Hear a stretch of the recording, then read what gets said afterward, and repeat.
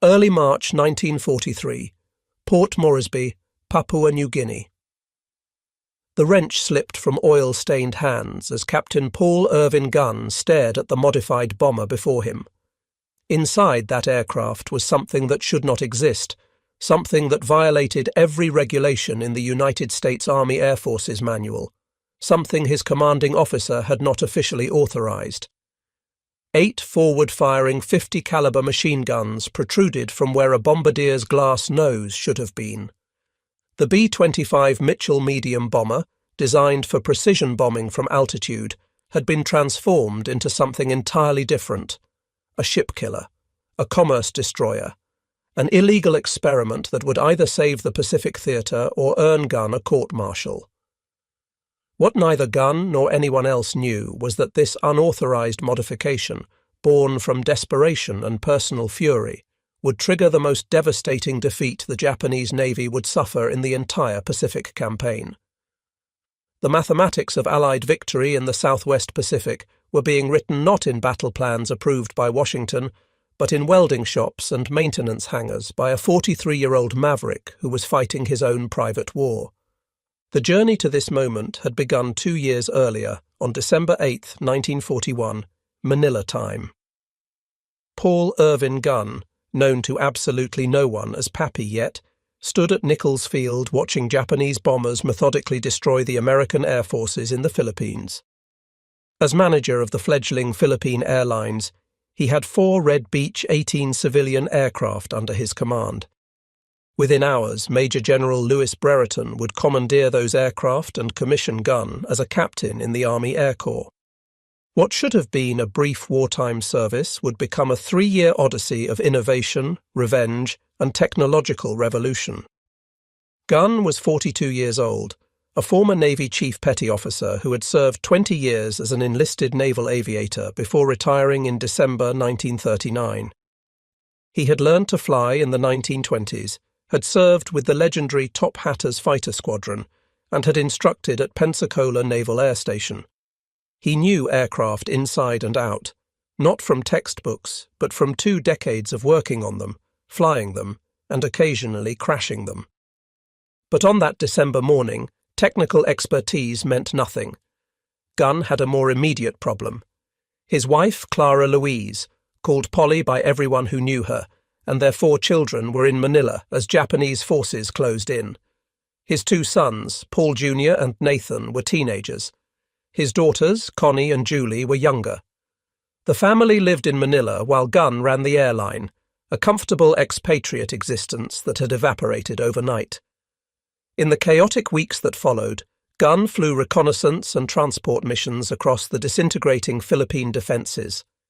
He dodged Japanese fighters, survived being shot down over the jungle, walked out to safety, and immediately climbed into another aircraft.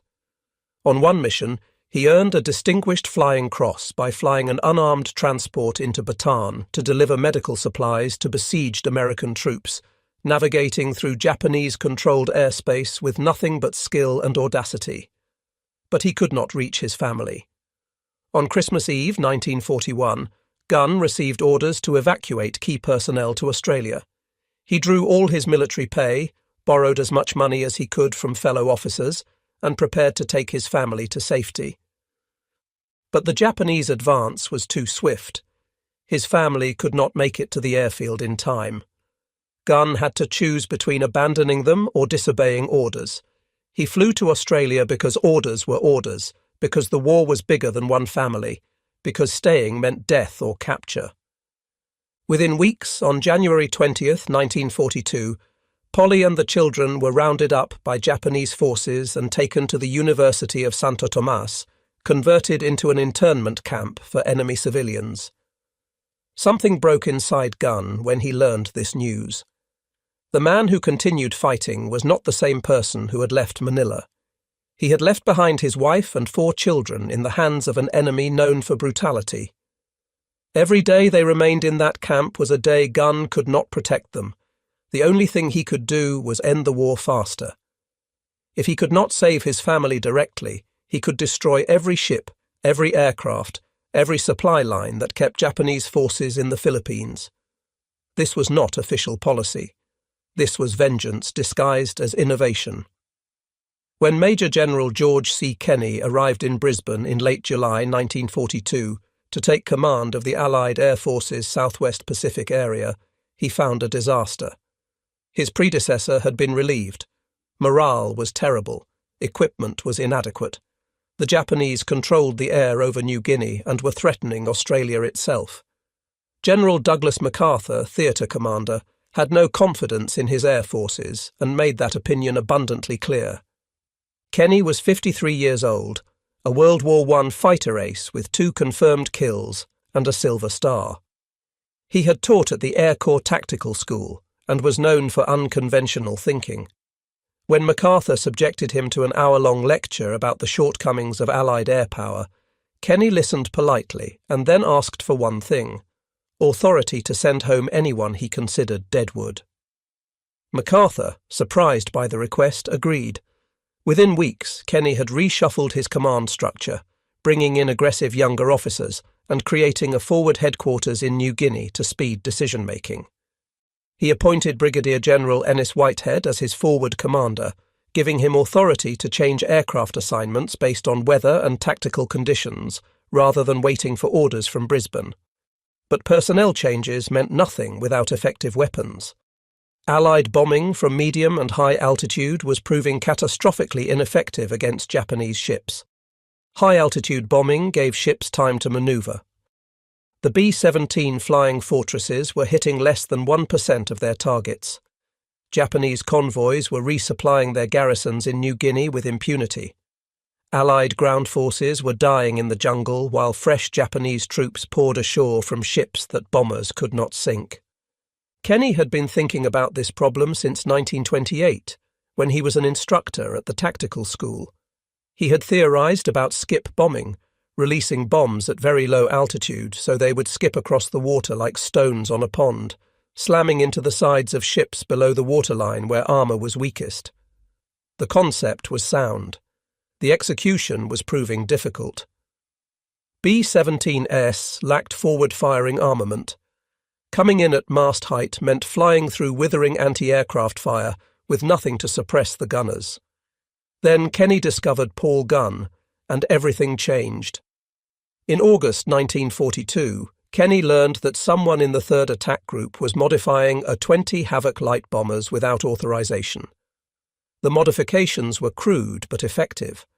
Someone had removed the bombardier from the transparent nose and installed 450 caliber machine guns in his place, all firing forward. The idea was to strafe Japanese positions at extremely low altitude, suppressing ground fire before dropping bombs. Kenny investigated and found Captain Paul Gunn, working essentially alone, scavenging weapons from wrecked fighters and mounting them in attack aircraft.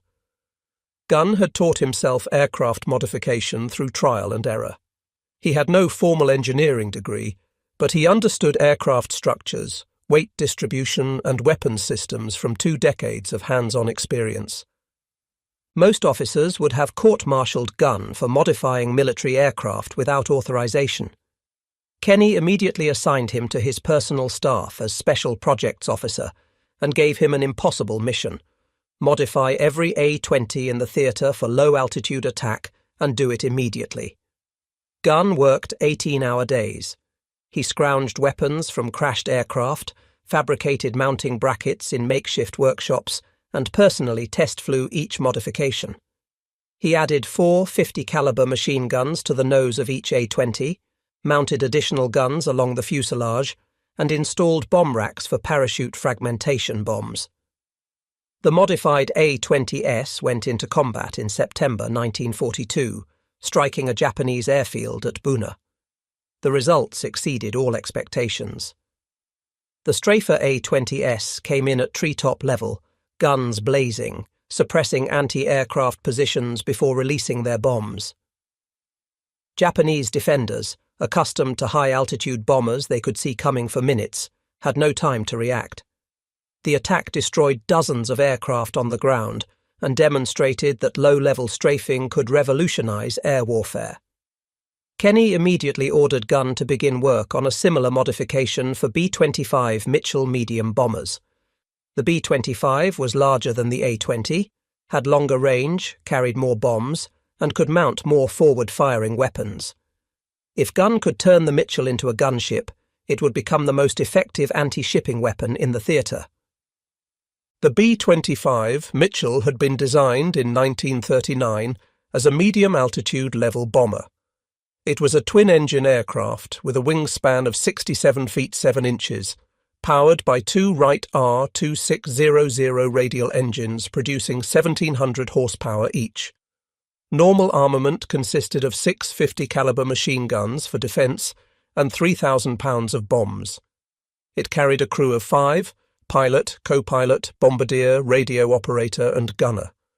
The aircraft was named after General Billy Mitchell, the controversial advocate of air power who had been court-martialed in 1925 for his outspoken views. Approximately 9,890 B-25s would eventually be built at 2 North American aviation plants, one in Inglewood, California, and another in Kansas City, Kansas.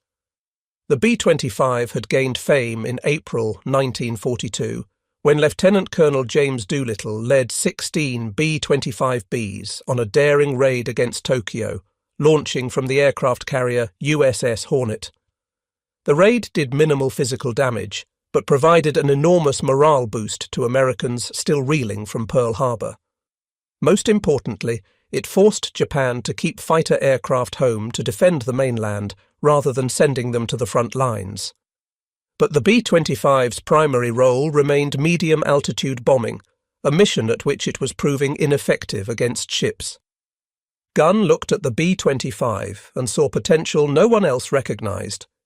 The aircraft's nose section was large enough to mount multiple heavy machine guns. The twin-engine design provided redundancy. Losing one engine would not doom the aircraft. The sturdy construction could absorb punishment. Most importantly, the Mitchell had enough range to reach Japanese shipping lanes that the shorter-range A-20 could not. In late 1942, Gunn began modifying B-25s in a maintenance hangar at Townsville, Australia. He was working with Captain Jack Fox, the North American aviation technical representative in theatre. Fox was supposed to ensure that aircraft modifications followed factory specifications. Instead, he became Gunn's co-conspirator in what would become the most successful unauthorized aircraft modification program of the war. The first challenge was removing the bombardier and his glass nose section. This saved weight and eliminated a vulnerable position that was useless for low-altitude attack. Gunn replaced the transparent nose with a solid metal nose housing 450 caliber M2 Browning machine guns, all firing forward and operated by the pilot. Each gun had 500 rounds of ammunition. The rate of fire was approximately 850 rounds per minute per gun, meaning the pilot could unleash a storm of lead that would shred any target in seconds. But 4 guns were not enough for Gunn. He added 2 more 50 caliber guns in cheek blisters on either side of the forward fuselage, just below and behind the cockpit.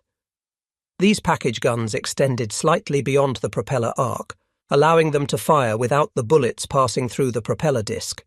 They were fixed, firing forward, adding to the pilot's firepower. Then Gunn made a radical decision. The B-25 had a dorsal turret with twin 50 caliber guns mounted behind the cockpit.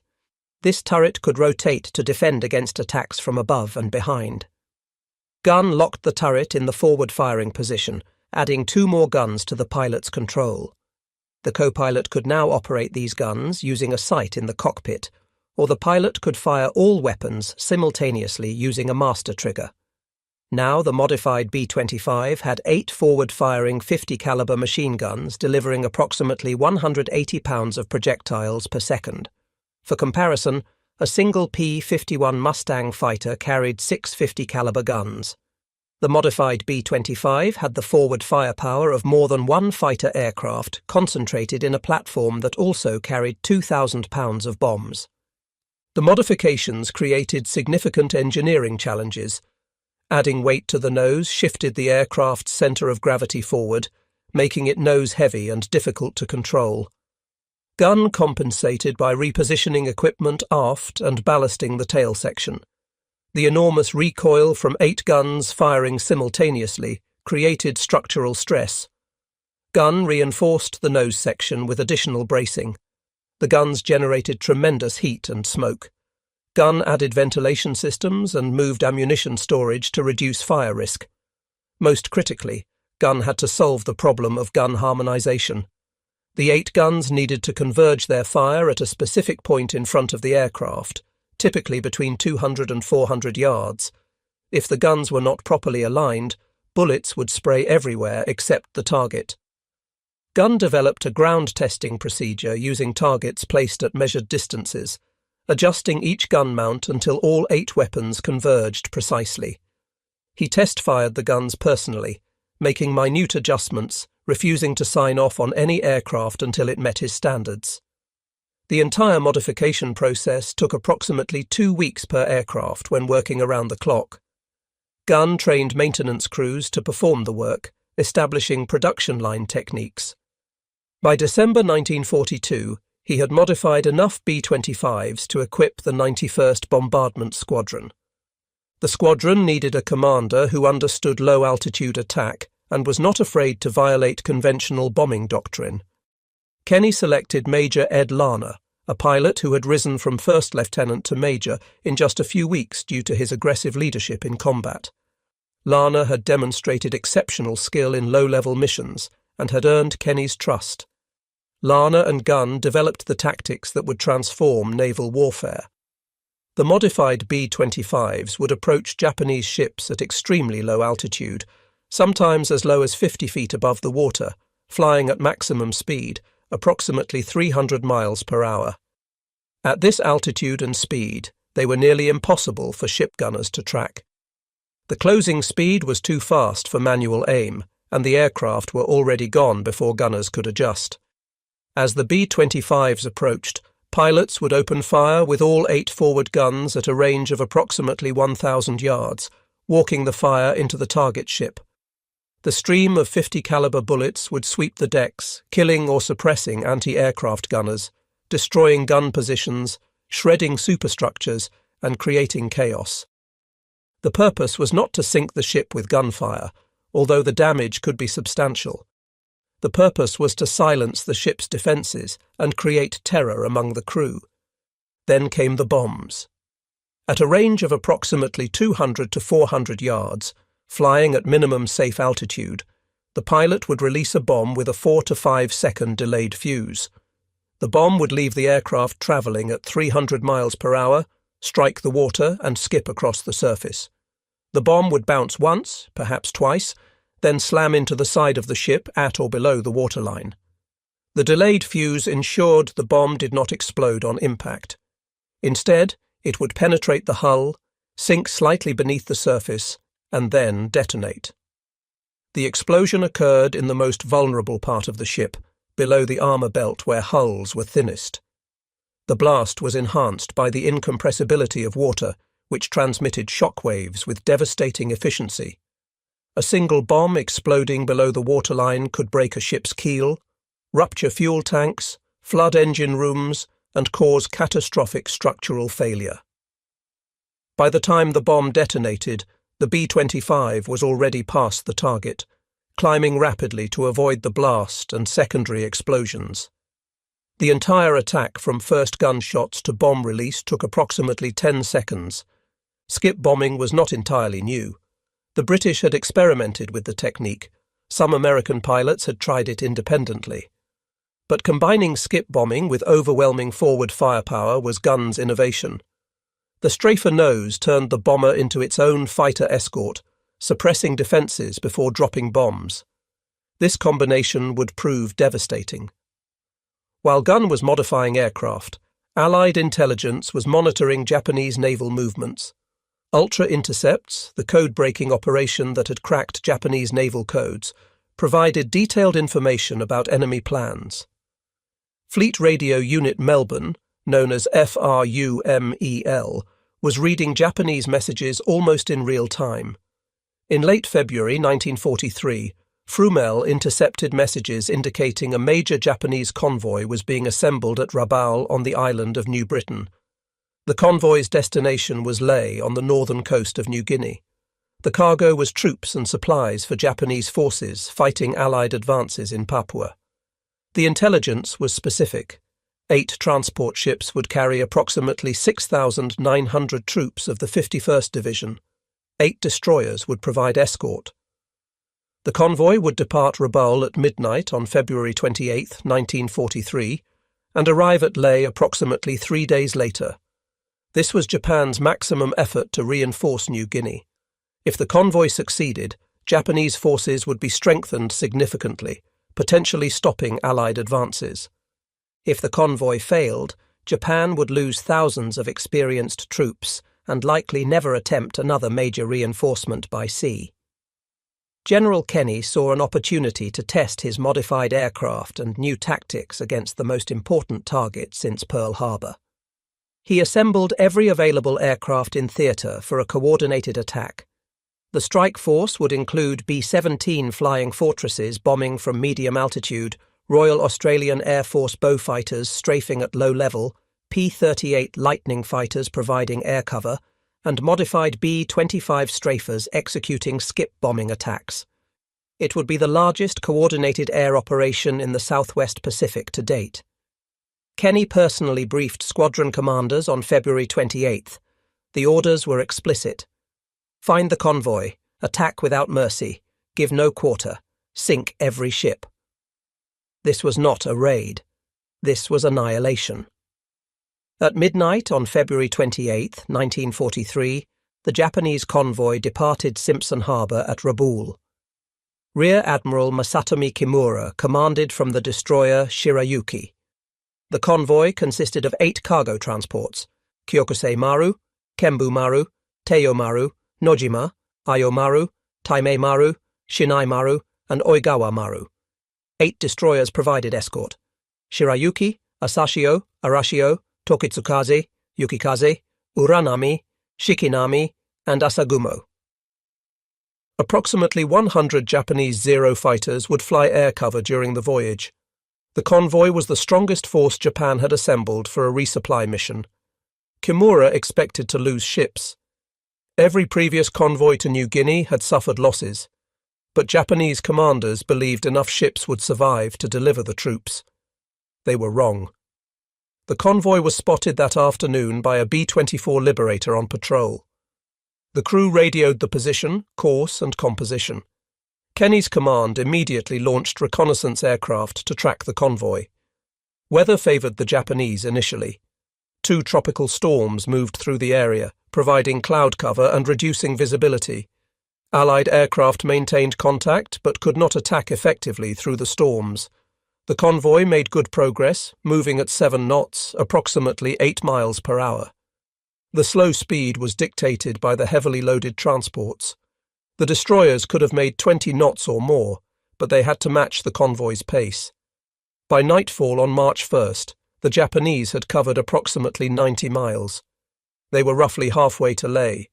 The weather was deteriorating, which Kimura welcomed. Poor weather meant fewer Allied aircraft. But the storms also meant rough seas that pounded the transports. Troops below decks suffered terribly from seasickness in the crowded holds. On the morning of March 2nd, 1943, the weather improved slightly. Allied reconnaissance aircraft regained visual contact. At approximately 10 in the morning, 29 B-17 Flying Fortresses attacked from 5,000 feet. The high-altitude bombing was predictably ineffective. The B-17s claimed hits, but Japanese records indicate minimal damage. One transport may have been damaged slightly. The attack served one purpose. It forced the convoy to alter course repeatedly, slowing progress toward Lae. Throughout March 2nd, additional B-17 strikes continued. The Flying Fortresses dropped dozens of bombs from various altitudes. Ships maneuvered frantically, and Japanese fighters engaged the bombers. Several B-17s were damaged. 3 Japanese fighters were shot down. But no ships sank. The high-altitude attacks were harassing the convoy, not stopping it. As night fell on March 2nd, Kenny knew the critical attack would come the next morning. The modified B-25s were ready. Major Lana had briefed his pilots repeatedly. They had rehearsed the attack profile on a wrecked ship on February 28th, using combined formations of B-17, B-25, P-38, and bow fighters. Every pilot understood the mission. The skip bombing technique had been practiced. The strafer guns had been harmonized. The ordnance had been loaded. The point of no return was approaching. At dawn on March 3, 1943, weather conditions were perfect for an air attack. Clear skies, good visibility, calm seas. Rear Admiral Kimura must have felt a chill of premonition. His convoy was approximately 30 miles from Leh, close enough that land-based anti-aircraft guns could provide some support, but still vulnerable to air attack. The Allied strike force assembled at Cape Ward Hunt on the northern coast of Papua. Approximately 90 Allied aircraft converged on the Japanese convoy, including B-17 Flying Fortresses, modified B-25 strafers, Royal Australian Air Force Beaufighters, and P-38 Lightning fighters for escort. Multiple waves would attack from different directions throughout the day. The attack began at approximately 10 in the morning. The B-17 strikes struck first from medium altitude, diverting attention and forcing ships to maneuver. Then the low-altitude aircraft arrived. Beaufighters came in first, strafing with 4 20mm cannons and 6 machine guns, suppressing anti-aircraft fire. The destroyers opened up with everything they had, but the closing speed was too fast. Then the modified B-25 strafers arrived and the slaughter began.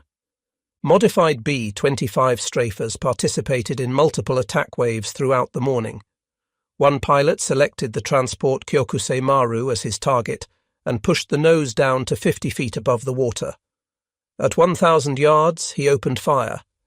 850 caliber machine guns, 6,800 rounds per minute combined rate of fire, 180 pounds of projectiles per second, ripped into the transport. Tracers showed where the bullets were going. The fire walked from the bow toward the superstructure, shredding everything. Sailors were cut down where they stood. Anti-aircraft guns were blown apart. The bridge disintegrated under the impacts. Metal fragments flew everywhere. Then he released his bombs. 2 500-pound general-purpose bombs with delayed fuses dropped away. They hit the water 200 yards from the ship, skipped once, and slammed into the hull just below the waterline amidships. The pilot pulled up and banked away. Behind him, the bombs detonated. 2 massive underwater explosions ripped the bottom out of Kyokusei Maru. The transport lurched violently. Water poured into the engine room and holds. The ship began settling immediately, listing to port. It would sink within 15 minutes. Other modified B-25s followed in successive waves. Each selected a target. Each executed the same devastating attack profile. Guns blazing, bombs skipping, ships exploding. The transport Kembu Maru took multiple hits. At least 3 B-25s attacked it.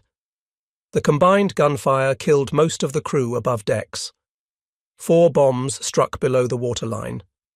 The ship broke in half and sank in less than 10 minutes. Teiyo Maru was strafed so heavily that fires broke out across the superstructure. 2 bombs opened the hull. The transport went down with nearly 1,000 troops still aboard. Nojima tried to maneuver but was too slow.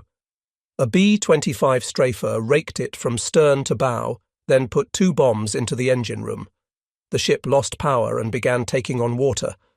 It would sink later in the day. The Beaufighters and remaining B-25s attacked the destroyers.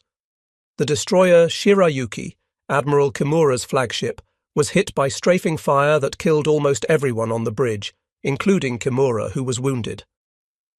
A bomb struck near the stern, starting a magazine fire. Secondary explosions blew the stern section off. The destroyer sank. Tokitsukaze took direct bomb hits that ignited fuel tanks. The destroyer became a floating inferno and sank within the hour. Arashio collided with the transport Nojima while maneuvering and suffered heavy damage. The destroyer was abandoned and sank. Throughout the attack, Japanese Zero fighters tried desperately to protect the convoy. but the P-38 Lightnings engaged them at high altitude, while the B-25s operated at masthead height, where fighters could not safely attack without hitting their own ships. The coordination was perfect. The attack lasted approximately 40 minutes. When the Allied aircraft withdrew to rearm and refuel, the scene was apocalyptic. 4 transports were sinking or already sunk. 3 destroyers were gone. The remaining ships were scattered, some damaged, all in chaos. Hundreds of Japanese soldiers and sailors were in the water. Bodies floated among the wreckage. Oil slicks burned. That afternoon, Allied aircraft returned for additional strikes. Modified B-25s found the surviving ships limping toward Leh. The attacks were methodical and merciless. Each ship was targeted individually. The Strafe B-25s came in low, guns blazing, bombs skipping. More transports sank. The destroyer Asashio, already damaged, took more bombs and went under. By nightfall on March 3rd, all 8 transports and 4 of the 8 destroyers had been sunk. Approximately 3,000 Japanese soldiers and sailors were dead or drowning. Another 2,700 would be rescued by the 4 surviving destroyers and by submarines sent from Rabaul. Only about 1,200 troops would eventually reach Leh, many without weapons or equipment. Of the 6,900 troops originally embarked, more than 5,700 were casualties. The convoy had been annihilated. Allied losses were remarkably light. 1 B-17 Flying Fortress was shot down. 3 P-38 fighters were lost in combat. 13 aircrew were killed.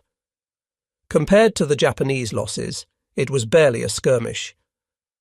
The Battle of the Bismarck Sea, as it came to be known, represented a turning point in the Pacific War.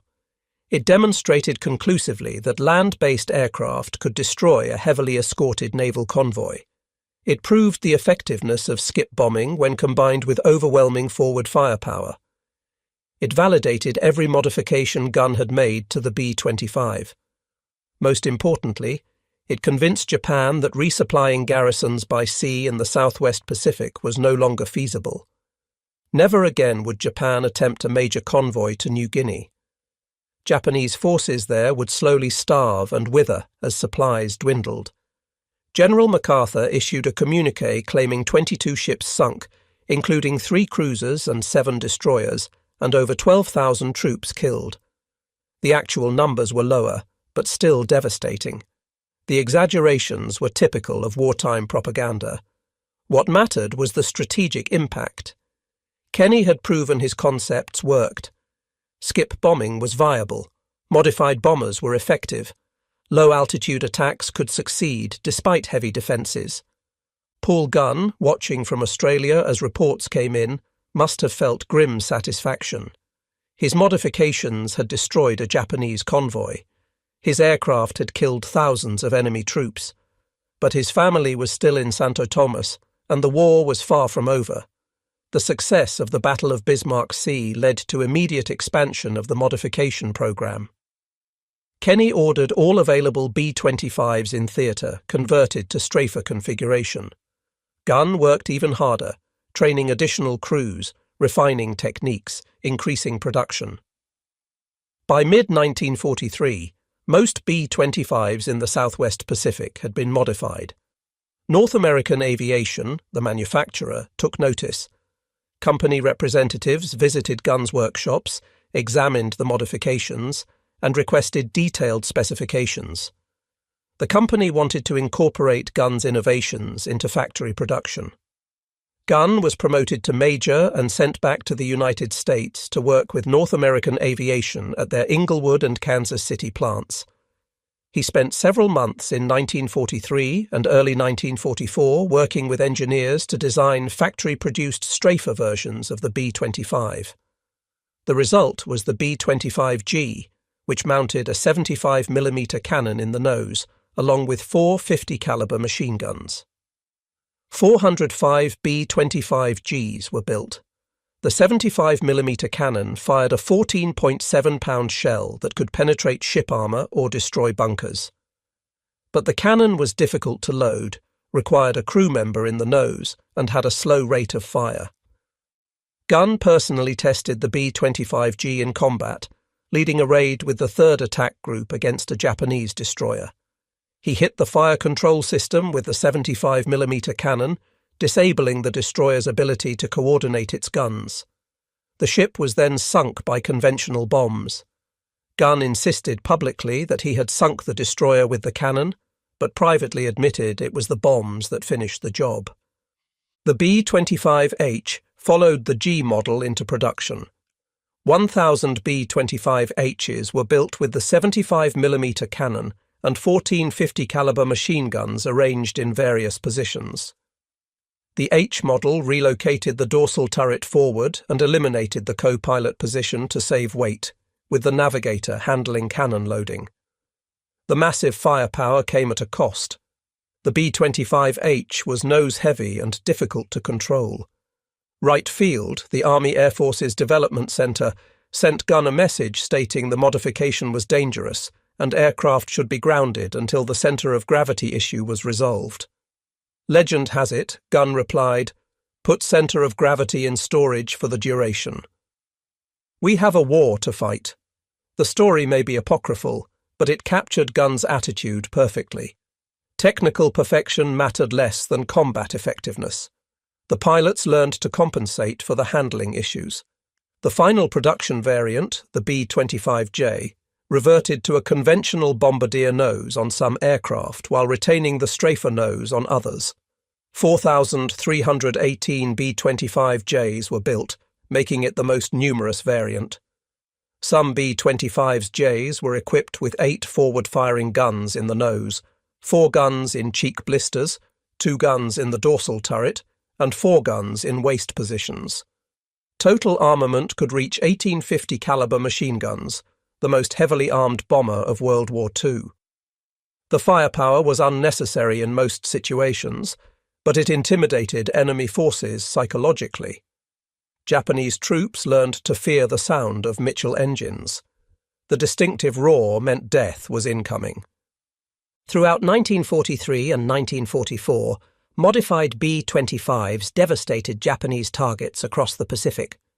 In August 1943, B-25 strafers attacked Japanese airfields at Wewak in New Guinea. The raids destroyed 174 aircraft on the ground, breaking the back of Japanese air power in the region. The Wewak raids were possible because Gunn had solved another problem: range. B-25s had sufficient range for most missions, but Wewak was at the limit. Gunn developed a technique using auxiliary fuel tanks carried in the bomb bay. Once the fuel was consumed, the tanks were jettisoned through an open hole in the floor. The system was crude, with fuel fumes permeating the fuselage and a breeze blowing through the aircraft, but it extended range by several hundred miles. The Wewak raids ended Japanese air superiority over New Guinea and allowed Allied ground forces to advance with minimal air opposition. In November 1943, B-25 strafers attacked Rabaul Harbour in one of the war's most spectacular raids. Major Raymond "Jock" Hennebery led 38 B-25s against shipping in the heavily defended harbour. The attack occurred at masthead height with P-38s, providing top cover and phosphorus bombs creating smoke screens. Of 38 vessels in the harbour, 30 received direct hits. 1 heavy cruiser, 3 destroyers, and numerous transports and support ships were sunk or damaged. The raid paralysed Rabaul as a forward base and demonstrated that even the strongest Japanese positions were vulnerable to modified B-25s. In the Philippines campaign of 1944, B-25 strafers provided close air support for ground forces, destroyed Japanese supply lines, and attacked shipping throughout the archipelago. The aircraft became known as the Bat Out of Hell because attacks came so fast and low that defenders had no time to react. Gunn's modified B-25s were not the only weapons winning the Pacific War, but they were among the most effective. They destroyed hundreds of ships, thousands of aircraft on the ground, and killed tens of thousands of enemy troops. They enabled MacArthur's island-hopping strategy by isolating Japanese garrisons from resupply. They gave Allied forces air superiority that made amphibious landings possible. Gunn's personal war continued throughout this period. His family remained imprisoned at Santo Tomas. Letters occasionally reached him through the Red Cross, but communication was sporadic and censored. He knew conditions in the camp were deteriorating. Japanese guards became harsher as the war turned against them. Food became scarce. Disease spread. Gunn could do nothing except fight harder, hoping each mission brought the war's end closer. In late 1944, American forces invaded Leyte in the Philippines. Gunn was there, still flying combat missions at age 45, still looking for ways to destroy the enemy more efficiently. On a night in late 1944, Japanese bombers attacked Tacloban airfield on Leyte. Gunn was on the ground when white phosphorus bombs exploded nearby. Fragments tore into his shoulder, causing massive damage. The wound was severe, rendering his right arm useless and causing excruciating pain. He was evacuated to Australia for treatment and would spend months in recovery. The wound ended Gunn's combat flying, but his war was almost over anyway. On February 3, 1945, elements of the 1st Cavalry Division, forming a flying column, liberated Santo Tomas internment camp in Manila. The cavalry arrived just as Japanese guards were preparing to execute the camp's leadership. In the chaos of Manila's street fighting, American soldiers freed over 4,000 internees. Among them were Polly Gunn and her 4 children. They had survived 3 years and 14 days of internment. The family was emaciated, traumatized, but alive. General MacArthur personally visited the camp shortly after liberation and met the Gunn family. He arranged for them to be flown to Australia to reunite with Pappy Gunn. The reunion occurred weeks after liberation. The man who had left Manila on Christmas Eve 1941 finally held his family again. Polly had kept the children together through impossible circumstances. The boys, now young men, had survived the separation of male and female quarters. The girls had endured years of deprivation. They were together again, but they were different people than they had been. The war had changed them all. Gunn remained in the Army Air Forces after recovering from his wounds. He was promoted to lieutenant colonel and continued working on aircraft modifications and tactical development, though no longer flying combat.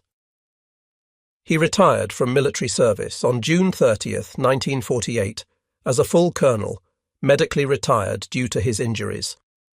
His decorations included the Distinguished Flying Cross with 1 oak leaf cluster indicating a second award, the Silver Star, the Legion of Merit, the Air Medal, 9 Purple Hearts, and numerous unit citations and campaign ribbons. 9 Purple Hearts represented 9 separate occasions on which he was wounded or injured in combat. Gunn returned to the Philippines and re-established Philippine Airlines. The country was rebuilding from years of occupation and the destruction of liberation. Gunn helped restore air transportation, reconnecting islands that had been isolated. He was still flying, still taking risks, still pushing limits. On October 11, 1957, 7 days before his 58th birthday, Gunn was flying a charter flight when his aircraft encountered a severe storm. The plane crashed. Paul Irvin Pappy Gunn died doing what he had done for nearly 40 years, flying. He was buried at Barrancas National Cemetery at Naval Air Station Pensacola, Florida, where he had once been an instructor. His legacy lived in multiple forms. The B-25 Strafer modifications he pioneered remained standard throughout the war. Approximately 9,890 B-25 Mitchells were built, and thousands were configured as strafers based on Gunn's designs. The skip bombing technique he helped perfect destroyed hundreds of Japanese ships and contributed significantly to Allied victory in the Pacific. Gunn demonstrated that innovation could come from anywhere, even from modifications made by a grieving father in a maintenance hangar. The official military bureaucracy wanted to fight World War II with existing weapons and approved tactics. Gunn showed that desperate circumstances required desperate innovations. The Battle of the Bismarck Sea became a case study in military academies worldwide. The combination of intelligence, coordination, new weapons, and new tactics achieved a complete victory at minimal cost. It demonstrated what air power could accomplish against naval forces when properly employed. 8 transports destroyed, 4 destroyers sunk, over 5,000 casualties, all for the loss of 4 Allied aircraft. The mathematics were simple and brutal. You could not survive in an environment where the enemy controlled the air. Every ship sunk in the Bismarck Sea represented dozens of missions that would never be flown, hundreds of troops who would never fight, thousands of rounds of ammunition that would never be fired. Destroying supplies before they reached the battlefield was the most efficient form of warfare. The modified B-25 became the weapon system that made this possible. It could range hundreds of miles to find ships, suppress their defences with overwhelming firepower, destroy them with skip-bombing attacks, and return to base for another mission. One B-25 strafer could accomplish what previously required coordinated attacks by multiple aircraft types. Japan learned the lesson too late. After the Bismarck Sea disaster, Japanese commanders knew they could no longer move large convoys in daylight within range of Allied air bases. They switched to nighttime movements, used submarines for critical supplies, and increasingly relied on barge traffic that could hide in coastal waters during the day. These measures reduced but did not eliminate losses. B-25 strafers hunted barges with the same efficiency they hunted ships. Night-flying B-25s equipped with radar found convoys in darkness. There was no safe time, no safe method, no safe place for Japanese logistics in the Southwest Pacific. The stranglehold tightened month by month until Japanese garrisons were effectively isolated. In New Guinea, in the Philippines, throughout the Pacific Islands, Japanese troops fought on with dwindling supplies and no hope of reinforcement. They were brave, tenacious, and doomed.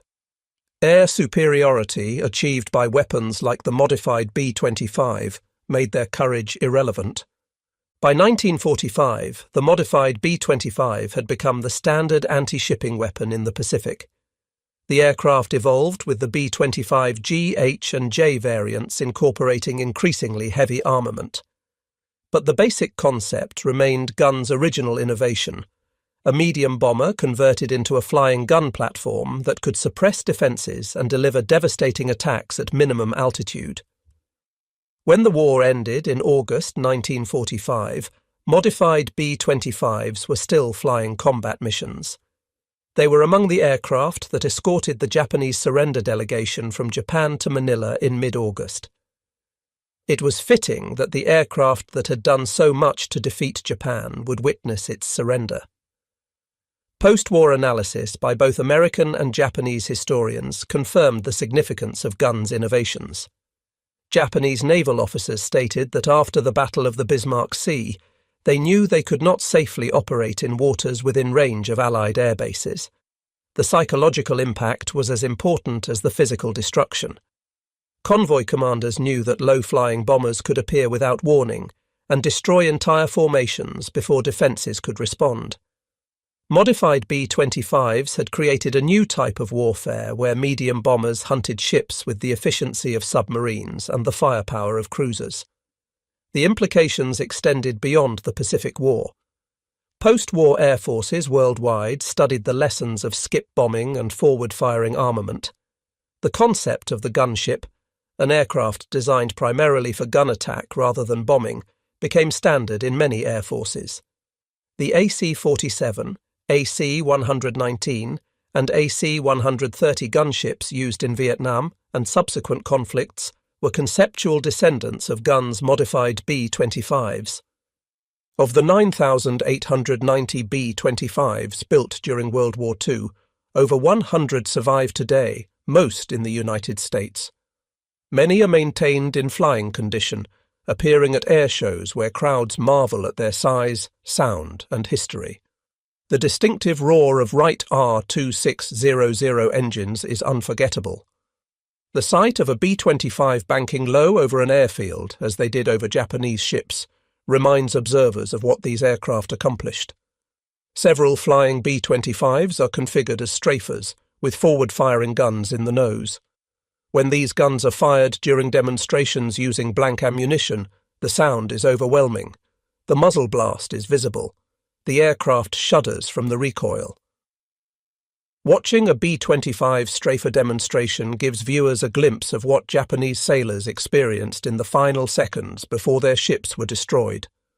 Museums worldwide display B-25s in various configurations. The National Museum of the United States Air Force in Dayton, Ohio, has multiple examples. The National Naval Aviation Museum in Pensacola, Florida, where Gunn once instructed, displays a B-25. The Smithsonian National Air and Space Museum preserves the history. Each aircraft tells the story of innovation, desperation, and victory. In 1959, General George Kenney published The Saga of Pappy Gunn, a biography of the man whose innovations had changed the war. Kenney, by then retired, wanted to ensure Gunn's contributions were not forgotten. The book detailed Gunn's modifications, his combat missions, and his personal war to free his family. Kenney wrote that Gunn was one of the most important individuals in the Pacific War, a man whose unauthorized actions had saved thousands of Allied lives and shortened the war. Nathaniel Gunn, Pappy's youngest son, also wrote about his father's story. His books provided the family perspective, describing life in Santo Tomas and the long wait for liberation. The Gunn family story became an example of the human cost of war and the strength required to endure. In 1975, the United States Air Force honored Gunn posthumously by naming a training facility after him. The recognition was overdue but heartfelt. Gunn had never sought glory, he had sought effectiveness. The story of how one engineer's unauthorized modifications created a devastating weapon system remains relevant. Gunn refused to accept his family's imprisonment as inevitable. He refused to accept that existing weapons were adequate. He refused to accept regulations that prevented innovation. That refusal, combined with technical skill and Kenney's support, produced modifications that changed warfare. The B-25 strafer destroyed hundreds of Japanese ships, killed thousands of enemy troops, and contributed significantly to Allied victory in the Pacific. Innovation can come from unexpected sources and succeed through unorthodox methods. The modified B-25 was not the weapon that won World War II. That victory required contributions from millions of people using thousands of weapons over 4 years of global conflict. But the modified B-25 achieved effects disproportionate to its numbers. The aircraft represented what was possible when necessity met opportunity, when personal motivation aligned with military requirements, when one man decided that failure was unacceptable. The weapon was born in a maintenance hangar from desperation. It flew into combat at masthead height, guns blazing, bombs skipping across water to slam into hulls and explode below the waterline. It destroyed Japanese hopes of resupplying their forces. It shortened the war. It saved Allied lives. And it freed one family from 3 years of imprisonment, which was the point all along.